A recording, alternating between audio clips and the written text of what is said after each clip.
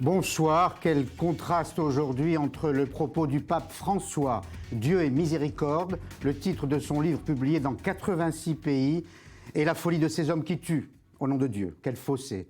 L'un tend la main et veut pardonner, les autres tendent le couteau, la kalachnikov, et veulent assassiner, même à 15 ans. Ainsi, cet adolescent qui a tenté de tuer à Marseille un enseignant juif au nom de l'État islamique et qui regrette de l'avoir seulement blessé, Mathias Inbar. Il dit avoir agi au nom d'Allah et du groupe État islamique. Il a revendiqué avoir agi ainsi au nom d'Allah, de l'État islamique, répétant avoir agi à plusieurs reprises au nom de Daesh. L'assaillant qui a attaqué à la machette un enseignant juif aura 16 ans la semaine prochaine. Sa garde à vue ne pourra ainsi pas être prolongée de 24 heures supplémentaires, la loi française n'autorisant pas une garde à vue de plus de 48 heures pour un mineur. Selon les premiers éléments de l'enquête, il se serait radicalisé tout seul, très vite sur Internet, via des sites et des discussions en ligne rattachés à l'idéologie djihadiste de l'État islamique. L'adolescent regrette ne pas avoir pu tuer sa victime. Il aurait avoué vouloir s'en prendre également aux forces de police. De nationalité turque et d'origine kurde, il n'a pas d'antécédents judiciaires ni psychiatriques. D'autant que ses professeurs se disent également surpris. Il évoluerait dans un milieu paisible et aurait de bonnes notes. Cet adolescent n'était donc pas dans le radar des services de renseignement et n'avait pas d'antécédents judiciaires. Et la victime est encore sous le choc. Je me sens très fatigué. C'est une situation très difficile. Comme vous pensez, hein, c'est quelque chose qu'on ne peut pas imaginer. Et très dur à vivre. Voilà. À Marseille, le caractère antisémite de cette agression est désormais établi, mais on se pose des questions sur un autre événement encore plus tragique, la mort d'un homme découvert chez lui, un conseiller municipal juif, mais on doit rester très prudent sur cet événement, David Klezewski. Oui, tout à fait. Bonsoir. Les questions sont nombreuses autour de la mort d'Alain Gozlan, c'est son nom. Son corps a donc été découvert ce matin par son frère. Ce dernier s'inquiétait de ne pas l'avoir vu hier soir à la synagogue. Il s'est donc rendu à son domicile ce matin et c'est là qu'il a fait cette découverte tragique. Le cadavre porte des traces de coups violents. Des traces d'effraction ont également été constatées. L'appartement était en grand désordre. Des éléments ont également été dérobés, sa voiture, ses cartes de crédit. Alors il faut savoir que la victime n'était pas inconnue à Créteil. Alain Gozlan était conseiller municipal, vous l'avez rappelé. Il était également membre actif de la communauté juive de la ville. Est-ce qu'il s'agit d'un crime antisémite ou crapuleux ? Pour le moment, les différents responsables sont très prudents. Une enquête pour homicide volontaire a été ouverte. Les résultats de l'autopsie n'ont pas encore été publiés. Nous avons par ailleurs contacté Samy Gozlan, qui est l'un des proches de la victime, longtemps à la tête du Bureau national de vigilance contre l'antisémitisme, ancien commissaire. Il confirme que la piste criminelle est prise très au sérieux, en raison notamment des éléments qui viennent d'être rappelés. Mais il précise que si les agresseurs ont ciblé un juif avec l'espoir qu'il ait plus d'argent parce que juif, alors la piste antisémite serait également retenue et ce ne serait pas la première affaire de ce genre-là à Créteil. Et vous avez raison de le dire parce que l'année dernière, un jeune couple avait été agressé, la jeune fille, qui d'ailleurs n'est pas juive, avait été violée sous les yeux de son propre fiancé, et un homme de 70 ans avait été aussi agressé chez lui, mais pas assassiné. Donc évidemment, si de nouvelles informations nous parviennent, nous vous les donnerons bien sûr au cours de cette émission en direct de Jaffa. Mais il est clair désormais que le cliché sans cesse servi sur le loup solitaire a vécu.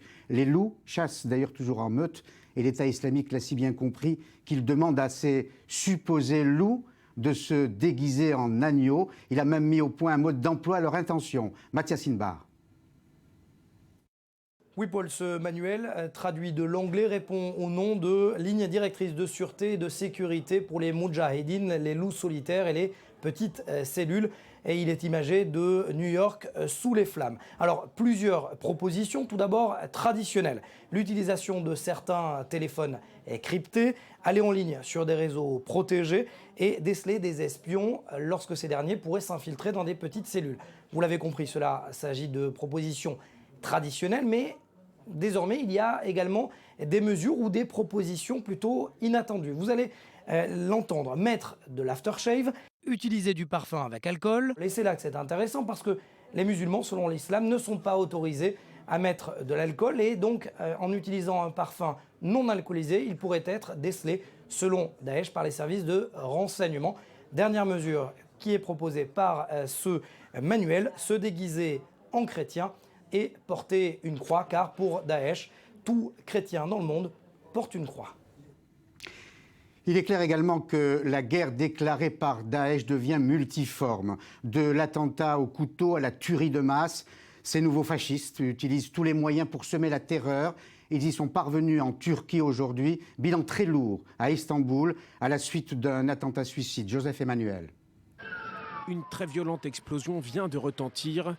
Nous sommes à Sultanahmet, à quelques dizaines de mètres de la basilique Sainte-Sophie et de la mosquée bleue, l'un des quartiers les plus touristiques d'Istanbul. Au moins 10 personnes ont été tuées, une vingtaine d'autres blessées. En quelques minutes, des dizaines de policiers se déploient et les rues sont toutes bouclées.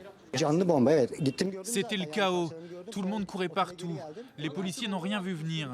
Ils ont évacué tout le monde le plus rapidement possible de peur qu'une deuxième bombe n'explose. Très vite, les secouristes sont débordés. Les blessés immédiatement évacués vers les hôpitaux. Les témoins parlent d'une détonation extrêmement puissante, entendue depuis la place Taksim à plusieurs kilomètres. Les démineurs essaient de déterminer la nature des explosifs, mais pour le président Erdogan, une piste est déjà privilégiée. Je condamne fermement cet acte de terreur perpétré à Istanbul. Un acte qui semble avoir été perpétré par un kamikaze d'origine syrienne. Un attentat suicide. Le Premier ministre Davutoglu affirme que l'attaque est signée Daesh. Et selon le vice-premier ministre, l'endroit n'a pas été choisi au hasard. Nous exprimons nos condoléances aux familles des victimes. Malheureusement, la plupart sont des étrangers. Des touristes allemands pour la plupart. L'Allemagne, comme plusieurs chancelleries européennes, appelle ses ressortissants à éviter les lieux touristiques d'Istanbul. Une réunion de crise a été convoquée à Ankara. Et pour décrypter cette actualité, on retrouve en direct de Paris Dominique Moïsi. Bonsoir Dominique, on vous connaît bien, les téléspectateurs de France Télévisions et d'I24 News vous connaissent. Vous êtes politologue, géopoliticien. On voudrait votre avis sur le comportement de Daesh en ce moment. Est-ce à votre avis une fuite en avant ou est-ce une stratégie planifiée ? Non, je crois que c'est une stratégie planifiée. Plus Daesh subit des revers sur le terrain, plus il porte l'attaque au niveau du terrorisme dans des cibles multiples. Et il y a une sorte de logique quand on voit des villes comme Kobané, comme Sinjar, comme Ramadi, échapper au contrôle de Daesh. Eh bien, Daesh porte la terreur sur le territoire turc, Ankara d'abord, Istanbul aujourd'hui, sur le territoire libanais, Beyrouth, et bien évidemment en Europe sur le territoire de mon pays, la France, et avec les attentats de Paris. Et c'est tout le paradoxe de cette situation. Nous en parlions hier avec des experts de la lutte contre le terrorisme.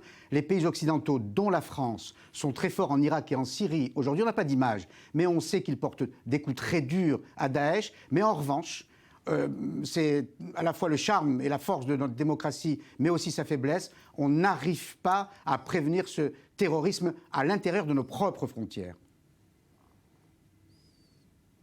Oui, je crois qu'il faut distinguer en fonction des pays. Chaque pays est un cas spécifique. Dans la situation française, rappelez-vous, il y a un problème avec nos banlieues. Les terroristes sont souvent nés en France ou en Belgique. Dans le cas d'Istanbul, c'est sans doute, c'est ce que dit le gouvernement turc, un Syrien. Donc c'est quelqu'un qui est venu porter la terreur sur le territoire turc profitant du désordre, de l'absence de contrôle strict. En fait, l'attentat qui est survenu à Istanbul, pour le comprendre en termes français, il faudrait dire il a eu lieu au pied de la Tour Eiffel, il a eu lieu sur l'esplanade du Louvre. Donc c'est un endroit extraordinairement central qui avait pour but de tuer le maximum de personnes, mais surtout des touristes. Et c'est un endroit qui était visiblement insuffisamment protégé par les autorités turques. Et Dieu sait si l'État turc est un État fort. Pour revenir à la situation en Europe et notamment en France ou en Belgique, est-ce qu'à votre avis, les autorités prennent les bonnes mesures pour lutter contre ce terrorisme plus qu'insidieux ? Oui, mais on a perdu du temps. On a perdu du temps en matière de réorganisation de nos services de sécurité. Les services de renseignement, sans doute, ont été pris de court, alors que nous savions que des attentats comme ceux intervenus la nuit du 13 novembre étaient en préparation. Et sans doute aussi, on a perdu du temps, on a perdu des années précieuses en termes d'éducation et d'intégration par rapport à ce qui se passe dans les banlieues. Donc je crois qu'il y a un double effort qui est à faire. Il y a un effort de sécurité, mais cette sécurité doit s'accompagner sur le long terme d'un effort d'éducation.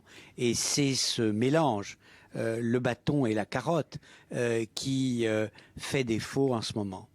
Merci beaucoup Dominique Moïsi pour ces précisions et pour nous permettre de comprendre un peu mieux cette situation. Et pendant ce temps, des musulmans tuent d'autres musulmans. Il ne faut jamais l'oublier. En Syrie, des civils continuent de tomber, pris en otage entre les uns et les autres. Et ils ne tombent pas seulement sous les bombes. Le régime de Bachar el-Assad, mais aussi les rebelles, ont trouvé une arme encore plus cruelle, la faim. Gabriel Nolin. À Madaya, l'ONU veut évacuer 400 civils en grand danger de mort. Reste encore à obtenir l'accord de Damas. Nourriture, médicaments, couverture, les 44 camions d'aide humanitaire dépêchés par l'ONU et la Croix-Rouge sont arrivés lundi dans la ville et 21 autres sont rentrés dans 2 autres localités chiites encerclées par les rebelles. À Madaya, ville assiégée par le régime de Bachar el-Assad, les ONG dressent un bilan lourd. 18 personnes sont mortes de faim depuis décembre. Seul moyen de survivre pour certains, manger des chats et de l'herbe. Aucune aide humanitaire n'était arrivée dans la ville depuis le 18 octobre. Notre situation est très difficile, nos enfants meurent de faim, nos corps tremblent.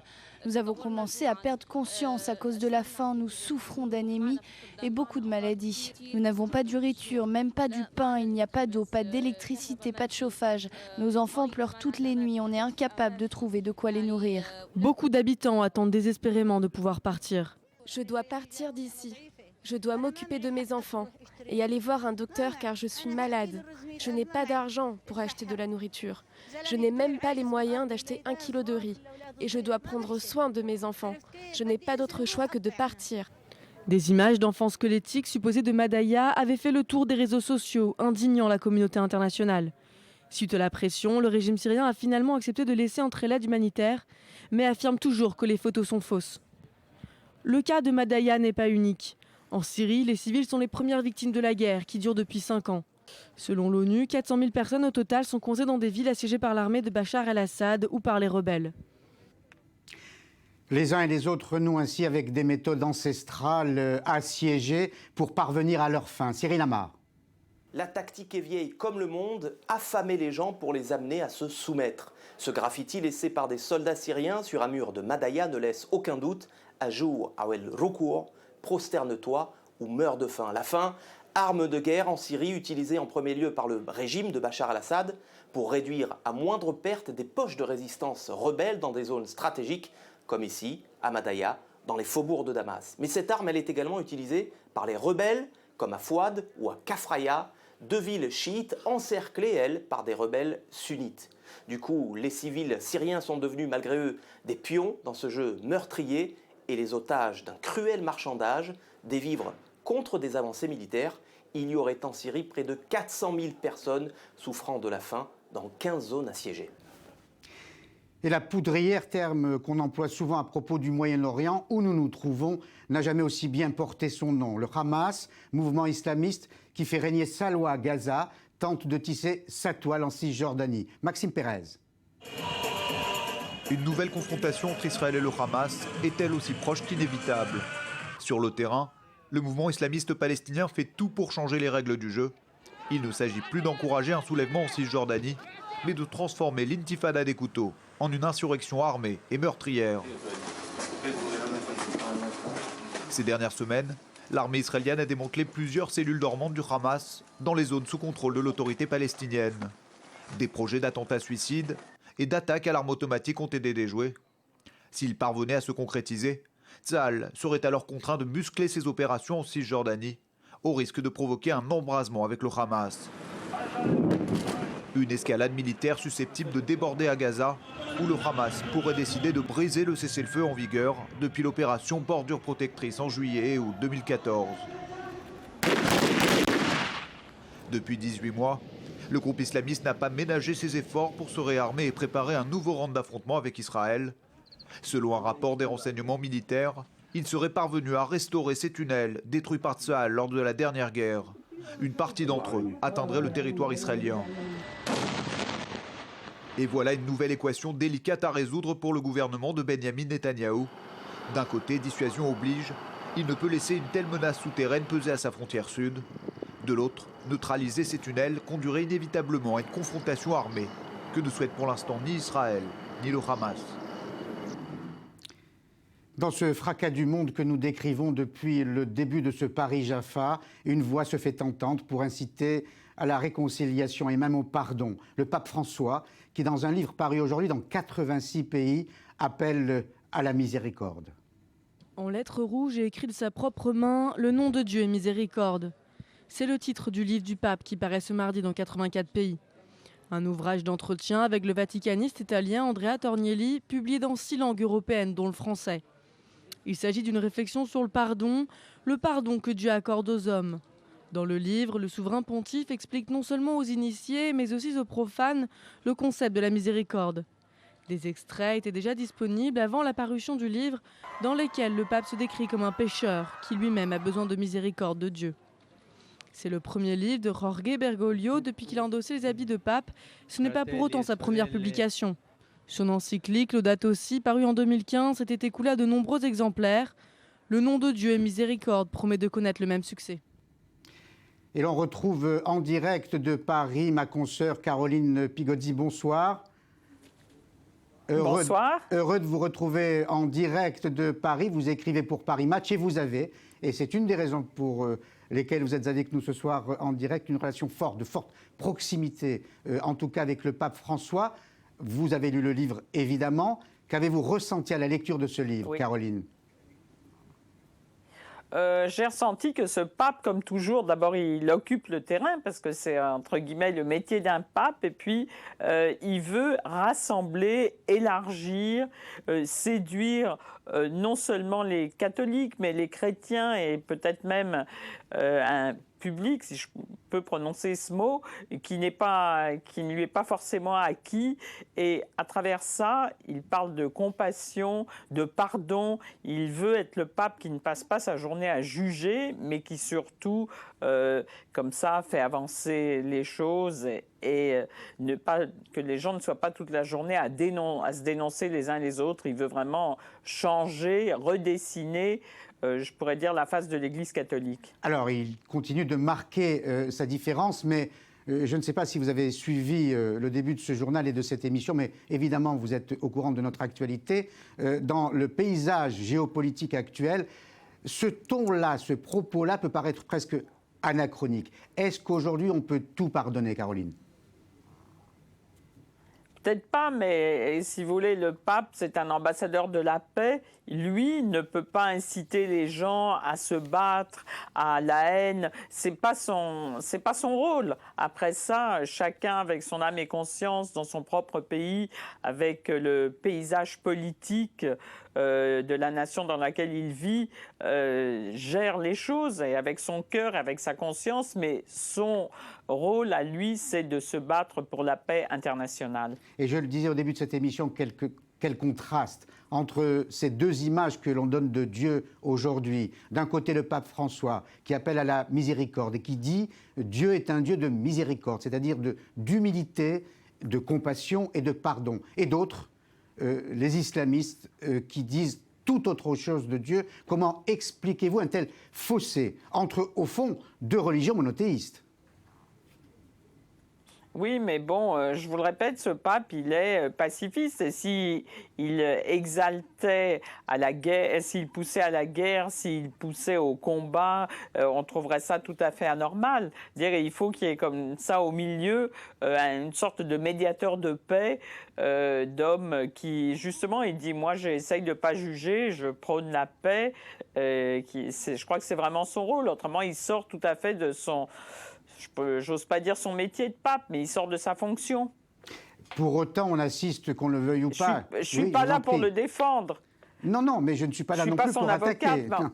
Mais vous comprenez bien sa parole et vous la décryptez bien. On assiste, qu'on le veuille ou non, Dieu sait si cette expression-là, le conflit des civilisations, a été autrefois très critiquée. On assiste parfois à une confrontation entre deux visions du monde, celle que défend le pape, celle que défendent les islamistes, qui veulent pousser, au fond, à cette confrontation entre les religions. Est-ce que par sa posture, par son attitude, le pape peut éviter ce type de confrontation qui est imposée par les autres ?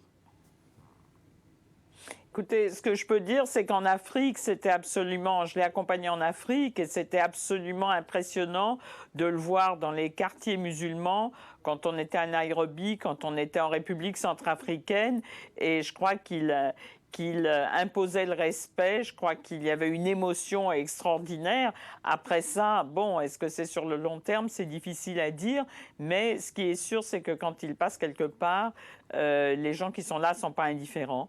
Et en plus, il est obligé toujours de prôner le pacifisme, parce qu'après ça, il a peur qu'il y ait finalement des représailles sur les catholiques et les chrétiens d'Orient. C'est ça aussi le problème, c'est que chaque mot peut être interprété et peut avoir un retour extrêmement violent et difficile. Alors du coup, si vous me le permettez, on trouve parfois le monde chrétien très silencieux sur le massacre des chrétiens dans certains pays et sur la volonté des islamistes les plus radicaux d'éradiquer, si j'ose dire, toute trace et tout héritage chrétien. Et là, il y a comme un silence dans le monde qui nous surprend.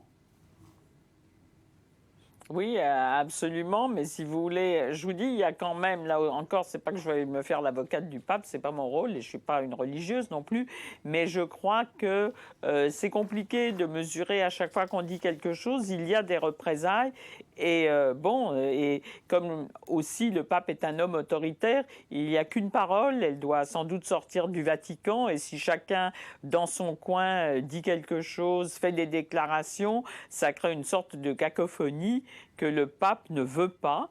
Il a un cardinal, le cardinal Torrent, qui suit ces sujets-là, qui est quelqu'un de très intelligent, qui connaît très bien tout ça. Bon, c'est un homme assez fatigué aujourd'hui, mais le pape a peur d'une chose, c'est que ça parte dans tous les sens. Il faut se souvenir que c'est un jésuite autoritaire, c'est un homme de terrain, et il tient sa maison, si on peut dire, et avec poigne. Alors après ça, effectivement, vous avez sans doute raison de dire que autour de lui, il y a peut-être un peu trop de silence, mais je pense qu'il a une autorité suprême, le souverain pontife. Il est souverain, une autorité souveraine, et il ne veut pas qu'on s'exprime en son nom et au nom du monde catholique. Je crois. Hein. Merci beaucoup. C'est ma façon de le décrypter. Merci beaucoup, Caroline Pigaudy, pour cette lecture que vous faites du livre publié aujourd'hui dans 86 pays, Le nom de Dieu et Miséricorde. Auteur, c'est un livre d'entretien, le pape François. Avant de rendre l'antenne pour une pause, je veux simplement vous donner une information qui nous parvient. Le grand rabbin de France, Chaim Corsia, insiste sur le fait que les Juifs de France doivent continuer de porter la kippa. Pourquoi fait-il cette mise au point? Tout simplement parce que le président du consistoire de Marseille a aujourd'hui appelé les Juifs de Marseille à ne plus porter la kippa à l'extérieur à la suite de l'agression contre un enseignant juif. Cette polémique grandit au sein même de la communauté juive de France, au sein même des institutions. Nous aurons l'occasion d'y revenir dans quelques minutes après la pause, au tout début sans doute de la deuxième partie de Paris-Jaffa. On en parlera évidemment avec nos invités. Nous essayons d'avoir, s'il a le temps, de se rendre dans nos studios de Paris qui sont au siège de l'Express et de Libération. Nous essaierons d'établir un contact ou à 19h30 heure de Paris ou à 20h heure de Paris dans le journal de Daniel Atlan avec Chaim Corsia sur cette polémique sur le port ou pas de la kippa à l'extérieur. Voilà, on va rendre l'antenne pour une pause de 4 minutes. On se retrouvera heure de Paris à 19h30. Entre-temps, si vous souhaitez contribuer à ce débat qui émerge ici même sur I24, hashtag Paris-Jaffa sur les réseaux sociaux. A tout de suite, 19h30 heure de Paris, 20h30 heure de Jaffa.